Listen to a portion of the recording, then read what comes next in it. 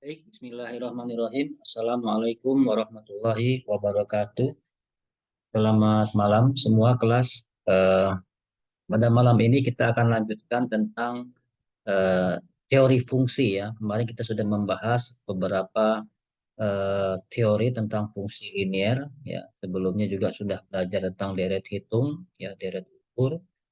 Kemudian bagaimana sebuah ilmu matematika bisa diaplikasikan dalam ilmu ekonomi. Nah, salah satu instrumen aplikatif yang bisa dilakukan oleh teori-teori matematika adalah ya diaplikasikan dalam ilmu ekonomi. Salah satunya adalah tentang teori fungsi. Baik, kita mulai pertemuan ini dengan mengucapkan lafaz basmalah. Bismillahirrahmanirrahim. Teori fungsi ini kita sudah bahas gitu ya. Ini ada apa namanya beberapa definisi itu yang bisa kita eh, pelajari seperti itu ya. eh, ini kita langsung ke aplikasi ya, karena hari ini kita kan eh, langsung ke aplikasinya. Seperti itu. Kita lihat ada di variabel konstanta linear. Nah, ini penggambaran fungsi linear. Ini kita bahas kemarin. Ya. Kemudian ini juga tentang koefisien searah dan seterusnya. Nah, ini cara-caranya ya. Nah, sekarang pada kesempatan kali ini kita ingin membahas tentang bagaimana aplikasinya. Bapak Ibu, saudara sekalian, ya, yang paling sederhana dalam aplikasi ekonomi adalah tentang permintaan dan penawaran, ya. Permintaan dan penawaran. Kalau kita baca di slide ini, ya, fungsi permintaan, ya, permintaan. Fungsi permintaan ini mencerminkan fungsi yang mencerminkan gitu ya hubungan antara variabel harga. Nah, jadi ada harga di sini pada suatu barang dan variabel barang. Variabel barang. Harga itu bahasa Inggrisnya price gitu ya, disimbolkan dengan huruf P. Ini adalah price ya. Sementara barang itu disimbolkan dengan quantity ya, quantity of demand. Ya, jadi quantity jumlah barang, demand yang diminta. Ya, quantity of demand berarti jumlah barang yang diminta. Disimbolkan dengan huruf QD. Ya, disimbolkan dengan huruf QD.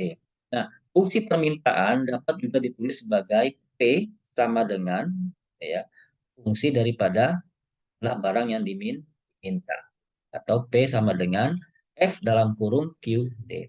Nah, fungsi ini sebetulnya mencerminkan perilaku konsumen. Kenapa? Karena bicara tentang masalah permintaan, ya, di mana sifat yang berlaku adalah tentu saja kalau harga ya mengalami peningkatan, ya, maka konsumen juga akan melakukan reaksi terhadap kenaikan harga tersebut. Mana dia akan terjadi sebaliknya yaitu penurunan gitu ya. Ini perilaku konsumen. Seperti kita ketahui, kita kalau melihat harga produk itu naik, tentu kita akan melakukan reaksi yang sebaliknya. Bisa menunda membeli, bisa mengurangi jumlah pembelian, atau bahkan tidak membeli sama sekali. Nah, ini adalah merupakan sifat di mana berlakunya hukum permintaan. Ya, kalau misalkan harganya naik, ya dipastikan itu nanti jumlah barang yang dimintakan tuh turun. Atau sebaliknya, kalau harganya turun, maka dipastikan jumlah yang diminta itu jumlahnya akan naik. Jadi bertolak belakang. Nah, bertolak belakang itu dalam fungsi linear ini disimbolkan dengan huruf minus. Nah, ini minus B ini menandakan bahwasanya mempunyai hubungan yang negatif atau tidak searah atau bertolak belakang antara fungsi antara maaf variabel harga dengan variabel jumlah barang yang diminta. Nah, sehingga dia apa namanya fungsinya fungsi permintaannya akan menjadi apa negatif ya koefisiennya berbentuk negatif. Nah, itu sekilas tentang fungsi permintaan ya. Nah, kemudian apa namanya? Next selanjutnya ini dia hukumnya ya, fungsi permintaan. Nah, Setiap fungsi ini ada huruf P, ada huruf A, ada minus, ada B, ada Q. Apa pengertiannya? Nah, pengertiannya adalah P ini adalah harga, gitu ya. Jadi harga ini merupakan salah satu variabel yang ada di fungsi permintaan. Kemudian A ini adalah nilai konstan, ya. Nilai konstan di mana tidak dipengaruhi oleh jumlah barang yang dijual belikan. Kemudian B ini adalah koefisien atau lereng, ya, tingkat kemiringan tadi. Kenapa dikatakan B? Karena nanti sejauh mana sih besarnya pengaruh, gitu ya, sejauh mana sih jaraknya naiknya harga dengan berturunnya barang, gitu ya, atau naiknya barang dengan berturunnya harga itu diukur dengan B ini. Kemudian Q ada sudah tentu saja Q ini adalah jumlah barang yang diminta. Nah, ini merupakan apa namanya keterangan daripada fungsi permintaan, ya, yaitu P sama dengan A minus B. Nah, selanjutnya kita lihat, ya, di sini ada bila digambarkan dalam bentuk kurva, gitu ya. Bila digambarkan dalam bentuk kurva, tentu saja dia bertolak belakang, gitu ya. Ini dikatakan kalau P-nya, gitu ya, maaf dari sini ya P1 ya. Kalau P-nya turun dari P1 ke P2, kalau maksudnya kalau harga turun ya dari P1 ke P2 berarti harga turun, gitu ya. Maka jumlah barang yang diminta akan naik, bergeser dari Q1 bergeser ke Q2. Nah, ini merupakan bentuk negatifnya kan antara variabel harga dengan variabel jumlah barang yang diminta. Sehingga P1 ketemu P1 dia akan di sini nanti. Nah, akan di sini titiknya gitu kan. P2 dengan P2 bertemu di sini nanti titiknya. Ya. Karena sini ada dua titik, maka dia akan membuat sebuah garis. Maka kalau kita buat 12, garisnya seperti ini. Nah, ini sudah terbentuk sebuah garis permintaan atau kurva permintaan di sini. Karena apa? Karena sudah ada dua titik di sini ya. Dua titik, maka dia bisa langsung membuat menjadi garis. Dalam linier, ketemu dua titik itu sudah bisa langsung membuat garis dia. Langsung membentuk sebuah garis gitu ya. Dengan dua titik tadi. Ini kalau digambarkan ya. Ya. Ini kalau harganya naik gitu ya, maka Q-nya tuh turun. Kalau harganya turun, maka Q-nya naik. Nah, ini panahnya salah gitu ya. Panahnya salah, ya seharusnya ke atas. Nah, kalau harganya turun, maka jumlah barang yang diminta akan naik. Nah, itu kalau kita mau menggambarkan grafik ya terkait dengan fungsi permintaan menggunakan teori fungsi linier seperti itu.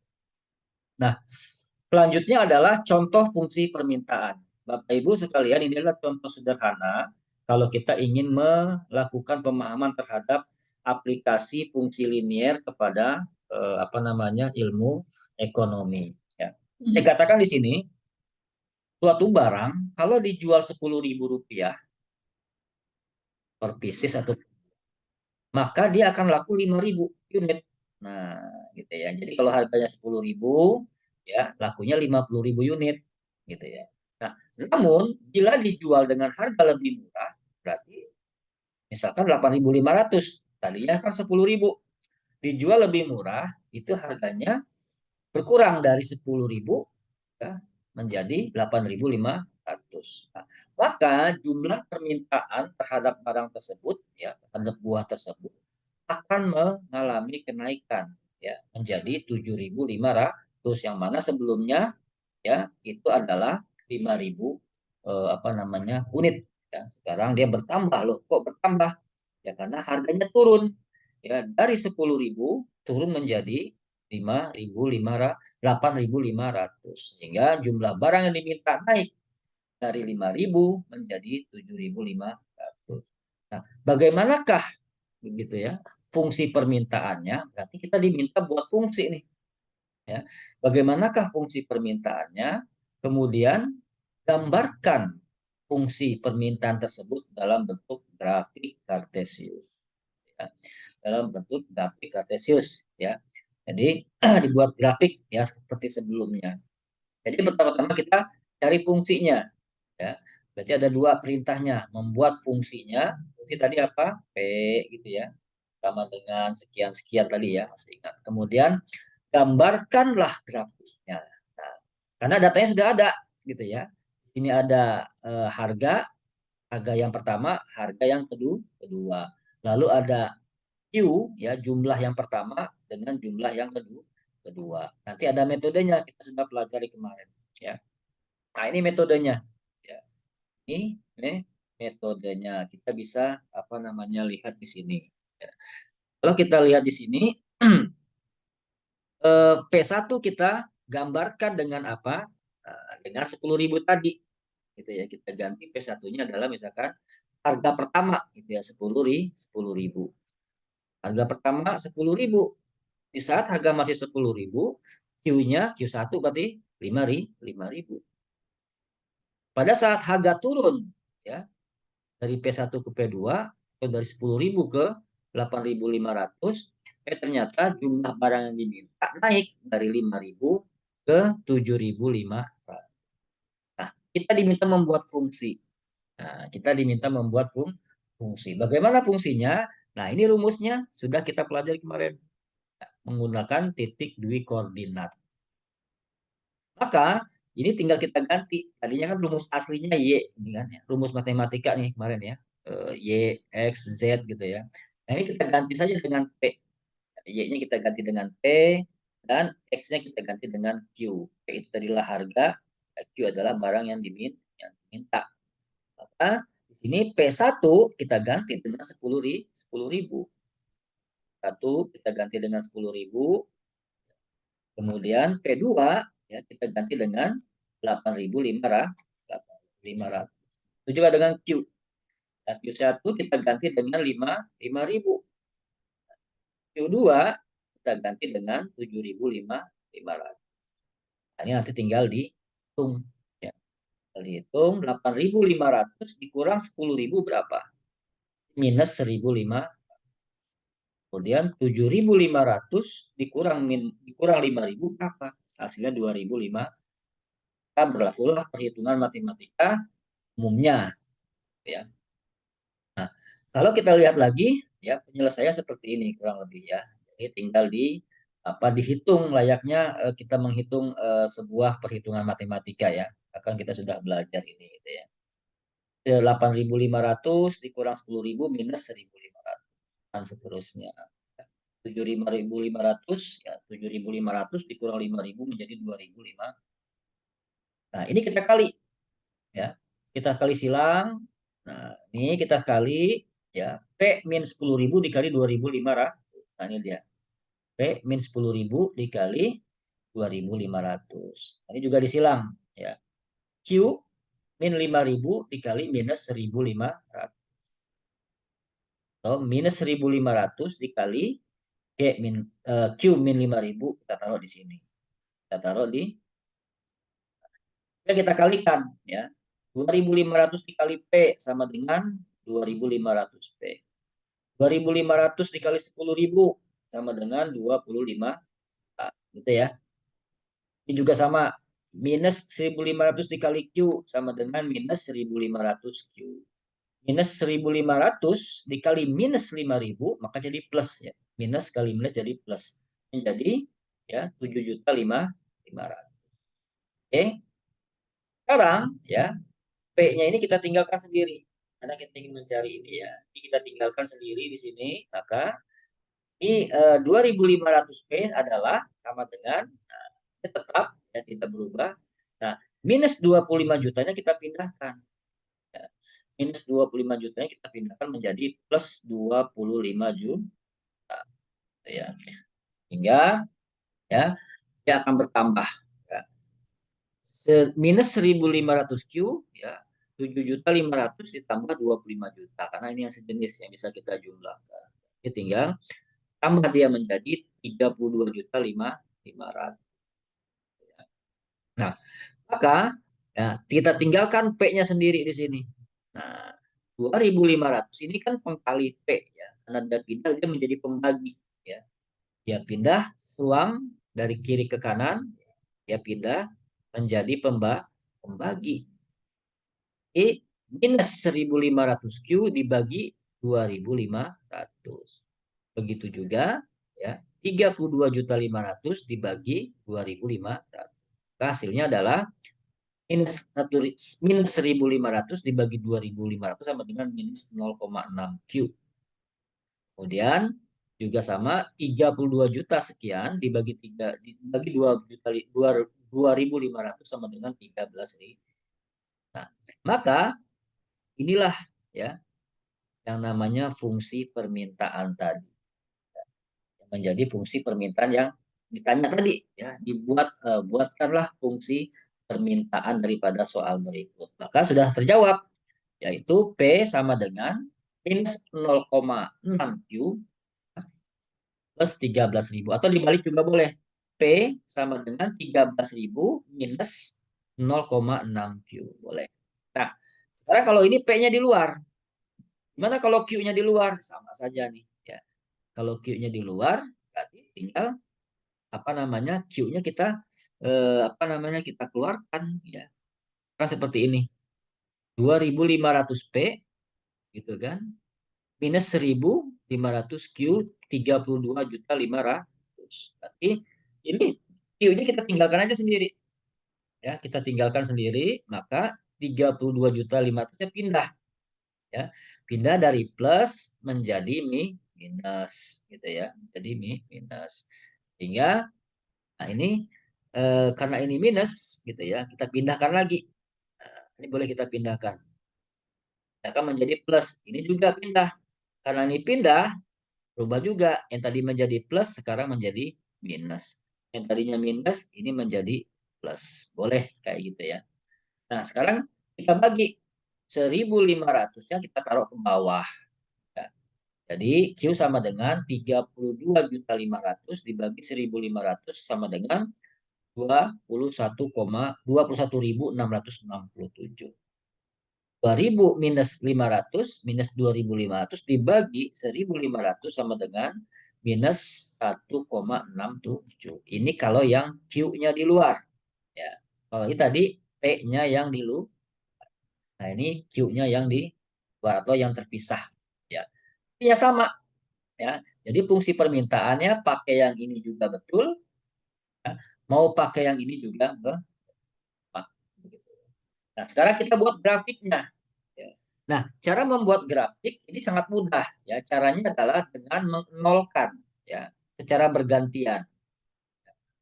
Pertama, P-nya kita nolkan, kedua, Q-nya kita buat nol. Maka dia akan langsung terjadi sebuah titik koordinat.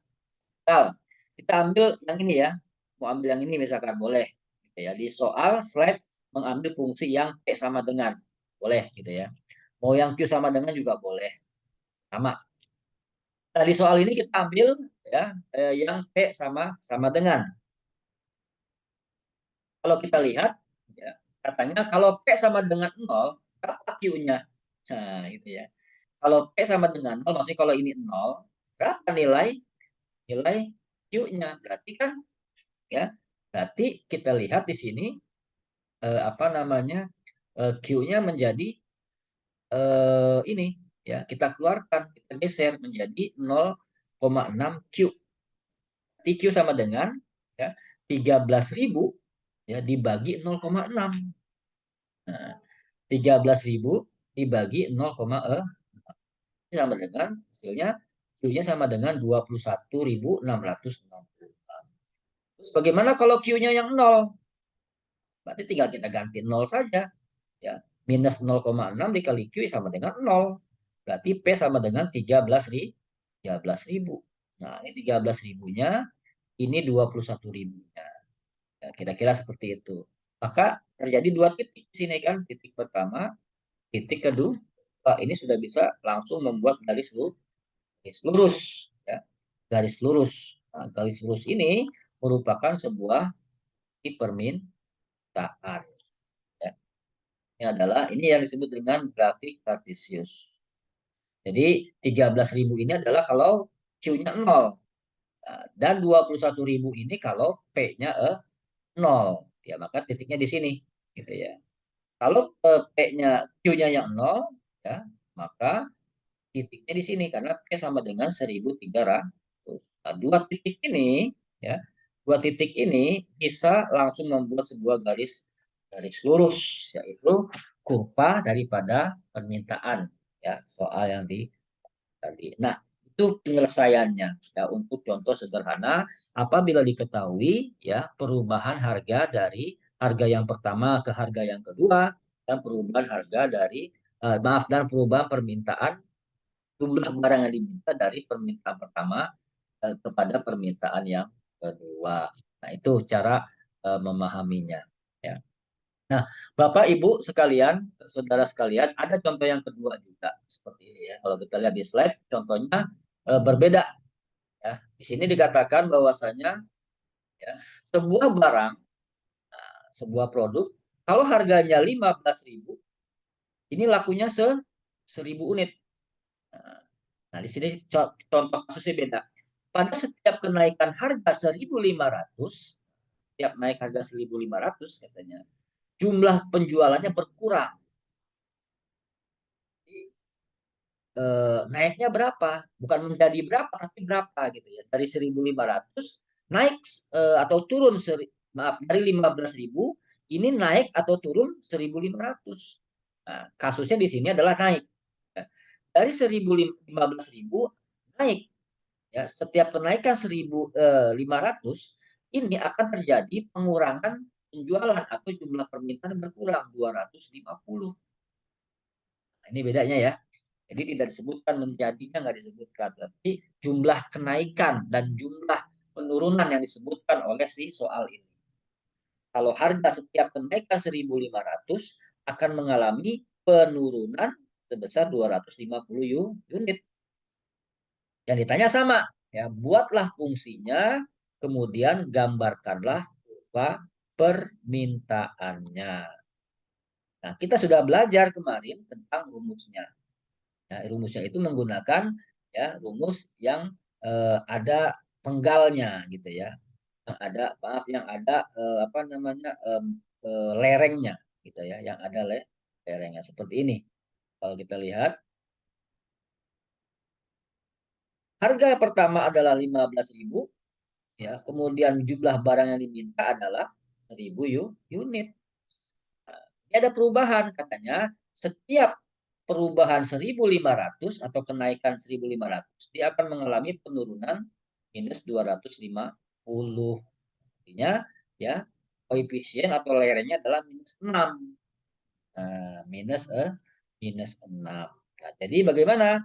Ya sudah, tinggal kita masukkan aja rumusnya adalah Y dikurang Y1 sama dengan B X dikurang X1. Kita tinggal masukkan. Y itu adalah P. Maka P1-nya adalah 15.000. Ya, B-nya adalah minus 6.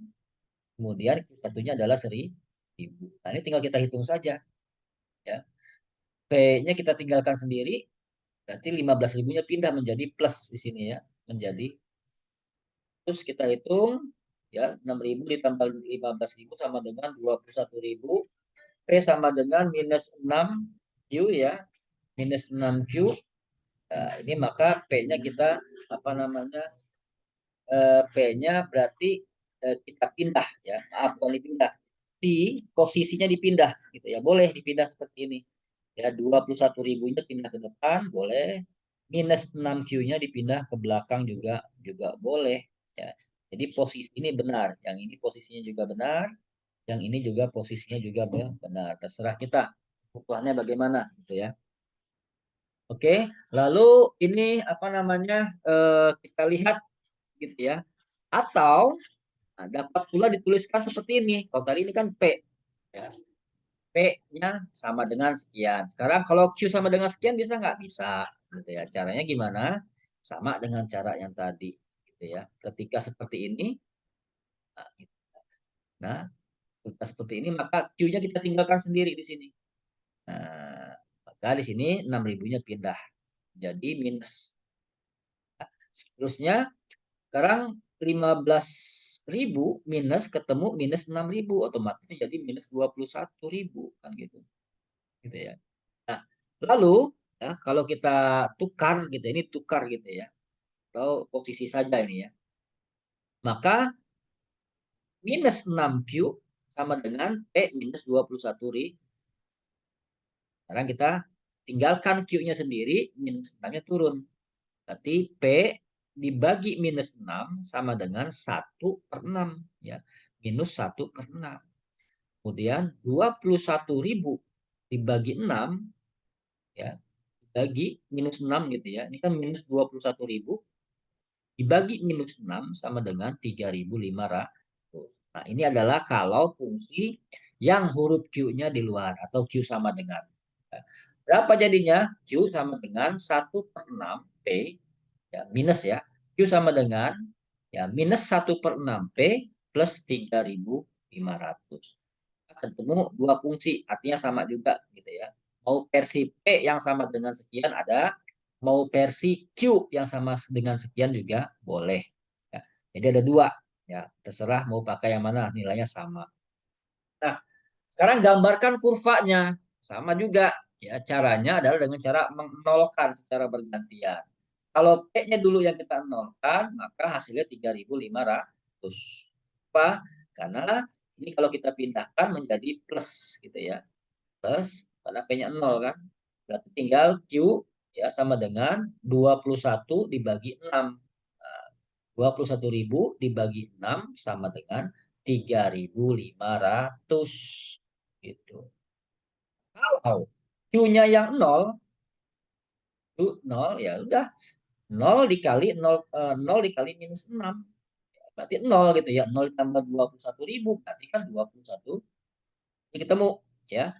Di koordinatnya ya 3.500,0 dan 0,21 ribu. Kita bisa bikin di sini ya. 3.500,0 maka ini dia. 3.500,0. Dapat titik satu di sini. Kemudian 0,21 ribu dapat titik satu di sini. Nah, berarti ada dua titik. Dua titik ini bisa langsung ditarik garis lurus. Karena dia menjadi sebuah kurva permintaan. Karena dia bergerak dari kiri atas ke kanan bawah atau bergerak dari kanan bawah ke kiri A. Itu ciri-ciri kurva permintaan. Kemiringannya minus 6. Ya, namanya 0, maaf ini minus ya 1/6. Ini tingkat kemiringan seperti ini.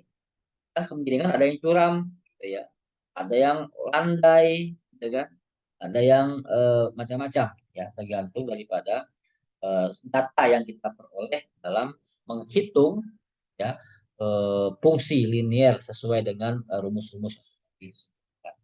Nah, itu contoh daripada kita menghitung ya besaran berapa bagaimana fungsi permintaannya, kemudian gambarkan grafik yang diminta.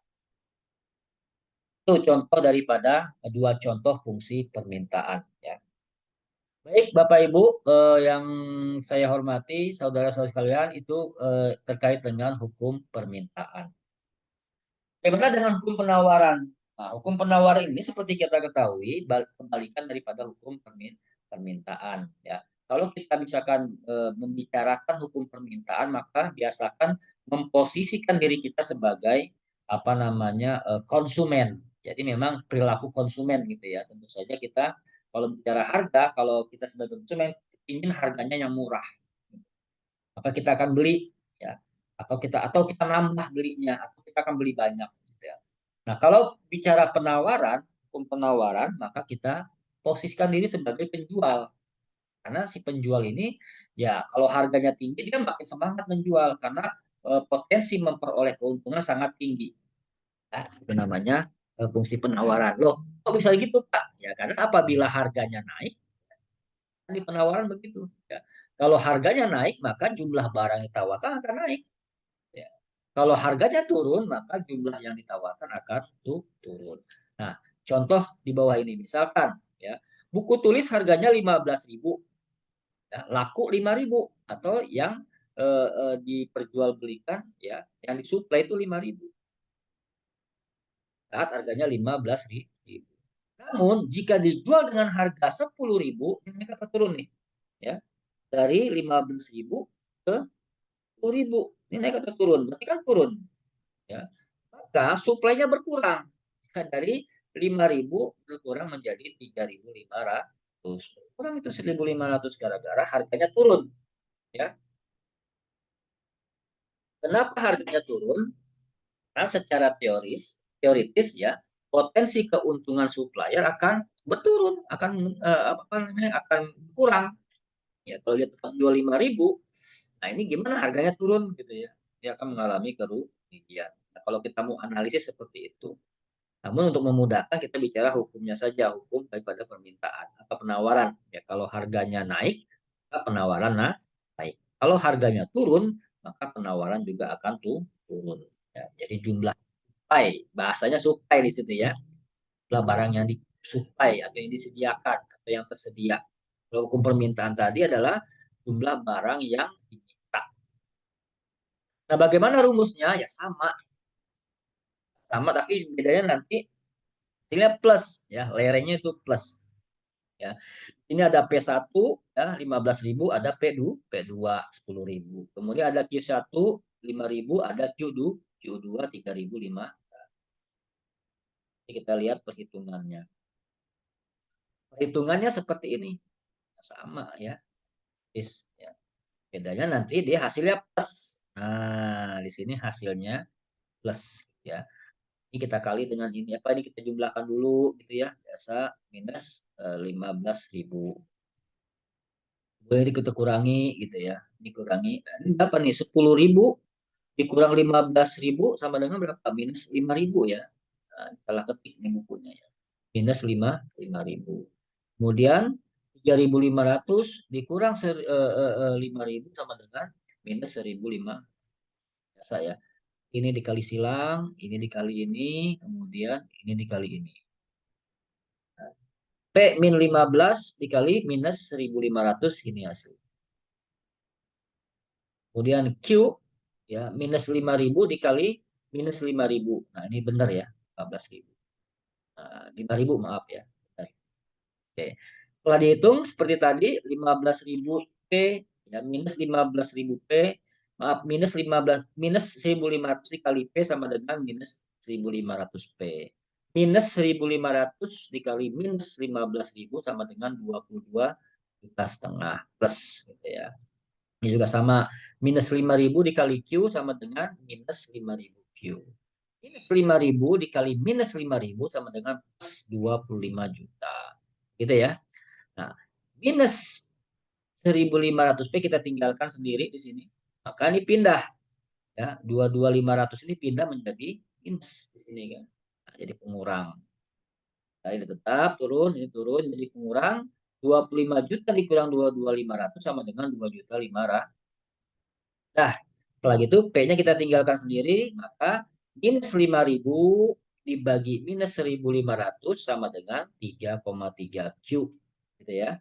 Kemudian 2.500.000 dibagi ya minus 2.500.000 ya dibagi berapa ini?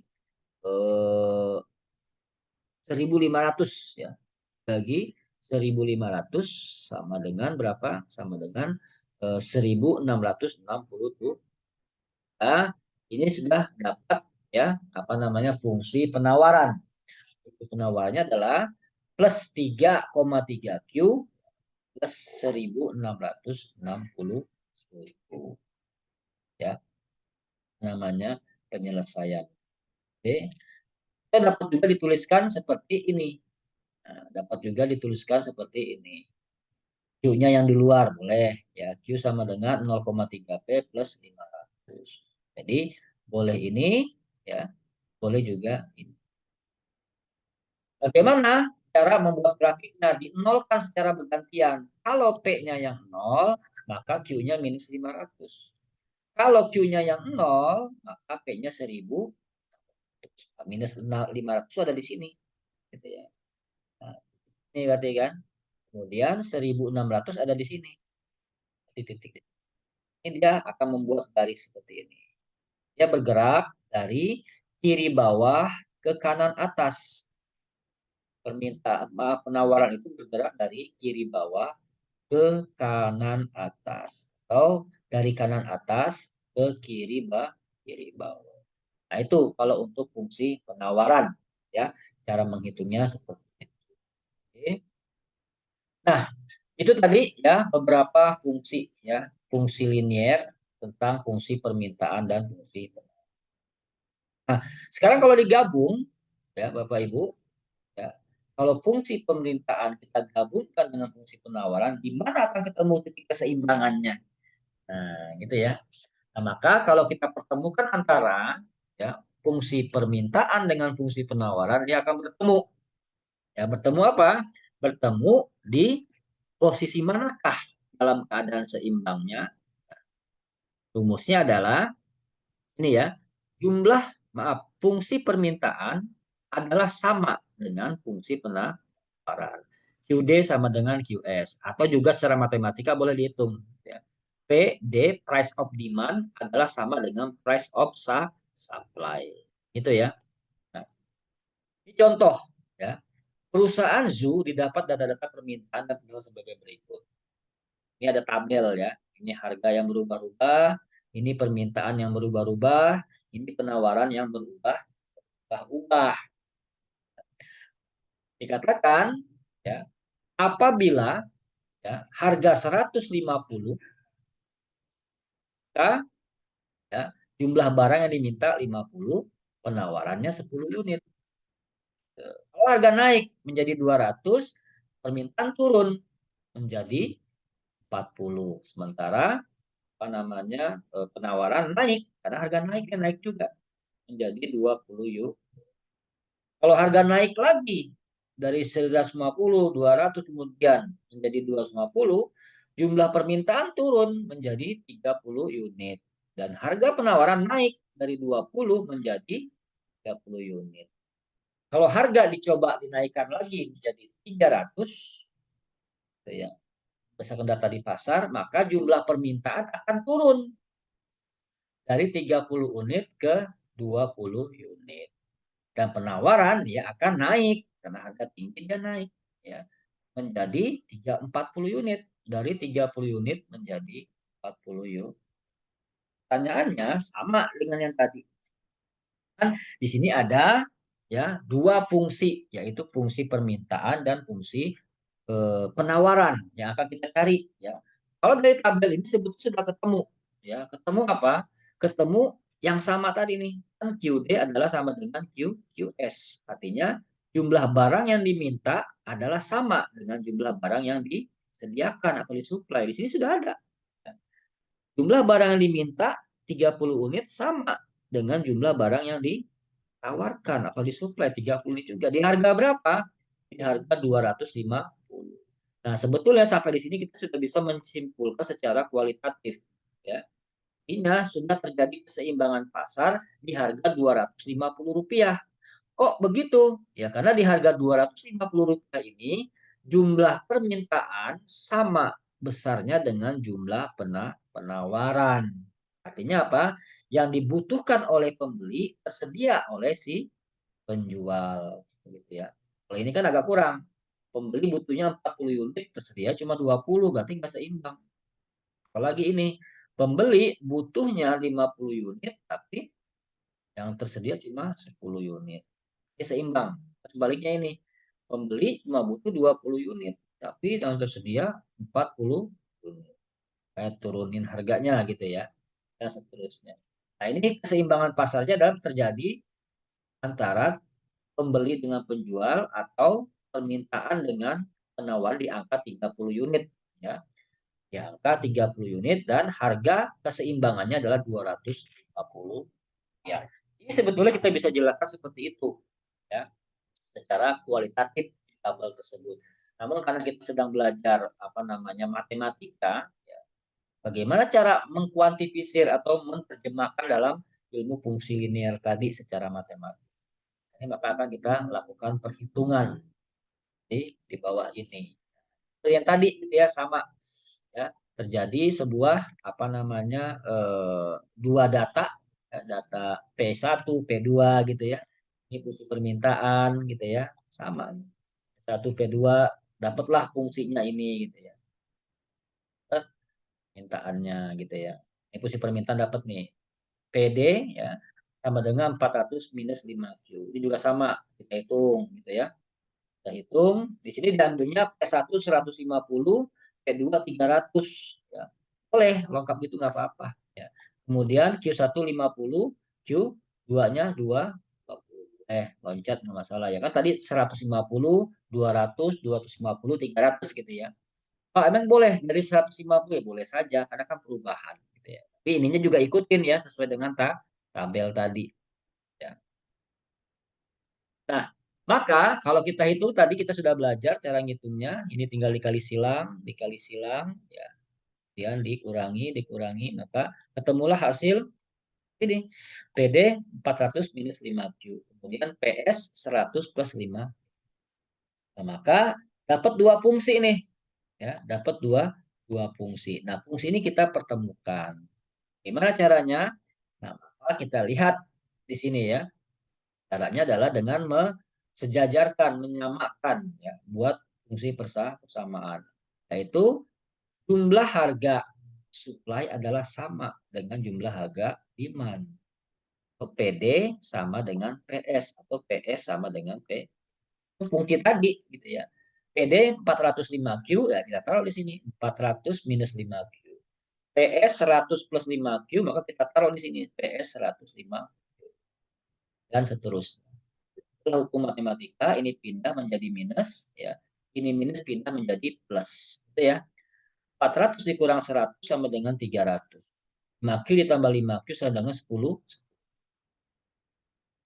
10Q berarti Q-nya ditinggalkan sendiri. 10-nya pindah ke sini. Berarti 300 dibagi 10 sama dengan Q sama dengan 30. Nah, ini makanya angka keseimbangannya di angka 30 unit. Sama dengan di tabel tadi. Ya. Sama dengan yang di tabel tadi. Artinya apa? Ya, jumlah barang yang diminta itu 30 unit. Jumlah yang penawaran yang ditawarkan itu 30 unit juga. Itu namanya QE, Quantity of Equilibrium. Ya, Quantity of Equilibrium. Namanya QE.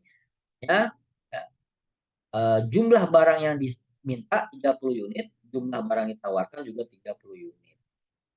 Cara matematisnya tadi kita ya.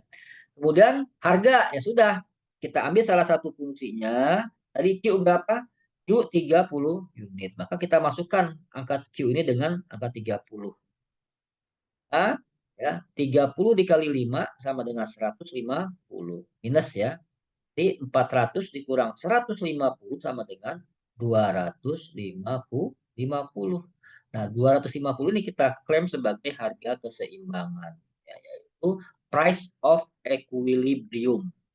Nah, ya, harga keseimbangan pada saat ya produknya itu adalah 30 unit, adalah 250 rupiah.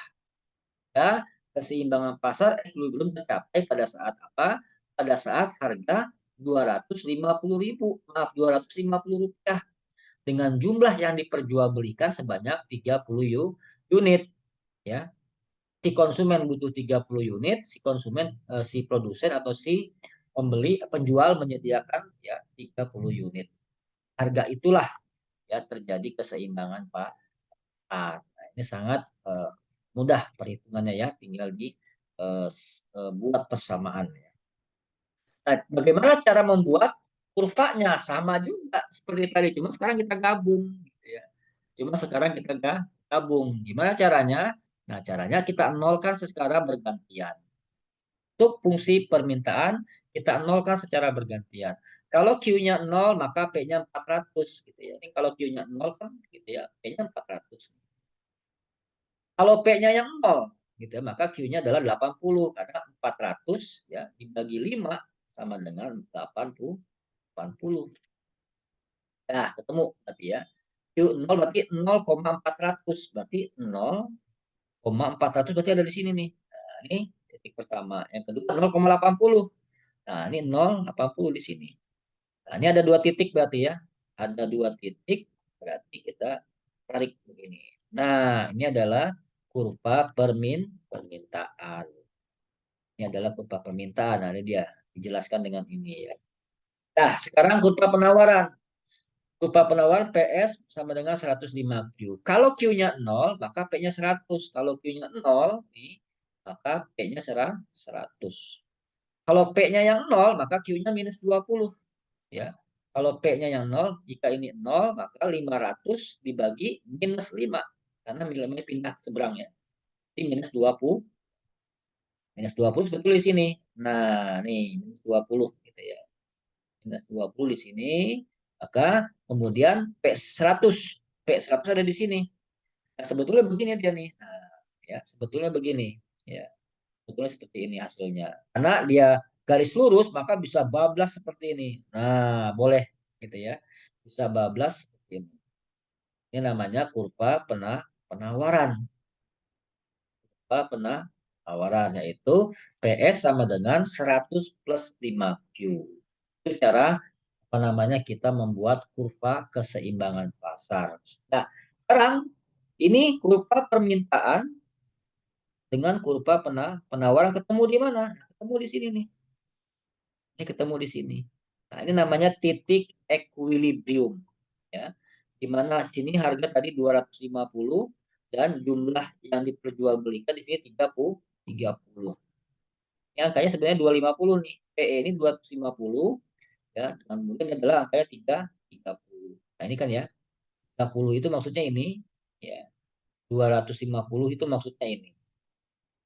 30, ini namanya koordinat ya. Kita sudah pelajari koordinat 30,25. Ini disebut EQ. Ya, EQ ini adalah equilibrium. Ya.